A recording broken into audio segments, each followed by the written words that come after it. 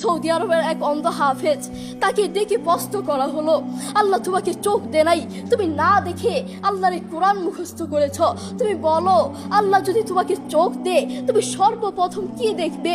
অন্ধ হাফেজ বলল, আল্লাহ আমাকে চোখ দেয় নাই, আল্লাহ আমি চোখে দেখতে পারি না, আমাকে চোখে দেখার মতো সেই শক্তি আল্লাহ দেয় নাই।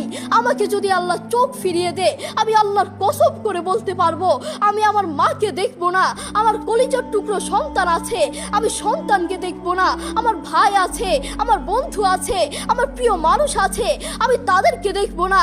আমি দেখবো যেই কোরআন আমি না দেখে মুখস্থ করেছি সেই কোরআন দেখবো, সেই কোরআনের আয়াতগুলো কত সুন্দর তার দিকে তাকাবো। আল্লাহু আকবার। আমরা আমাদের কথা বলছি, আমাদের চোখ থাকতে আমাদের কোরআন পড়ার সময় হয় না।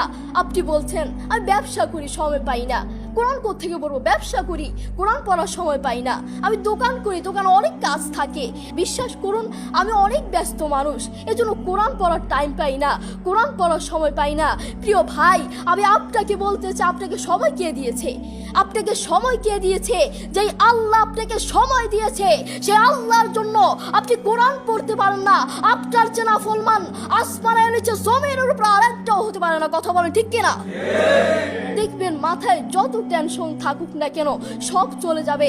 আমাদের বাসায় একটা সাউন্ড বক্স আছে, আমাদের পরিবারের সবার যখন মন ভালো না থাকে, আমার দাদা দাদু, আমার বাবা মা, ভাই বোন, কারো যদি মন ভালো না থাকে, তখন আমার বাবা সেই সাউন্ড বক্সে কোরআন তেলাওয়াত লাগিয়ে দেয়। আমার বাবা বলে যখন কোরআন তেলাওয়াত শুনি মাথায় যতই টেনশন থাকুক না কেন সব চলে যায়, মন ফ্রেশ হয়ে যায়, মাথায় কোনো টেনশন থাকে না। আপনারাও চেষ্টা করবেন। আল্লাহ তাআলা বলেছেন আর রহমান আল্লামাল কুরআন খালাকাল ইনসান, দয়াময় আল্লাহ তিনি কোরআন শিক্ষা দিয়েছেন, তিনি মানুষকে সৃষ্টি করেছেন।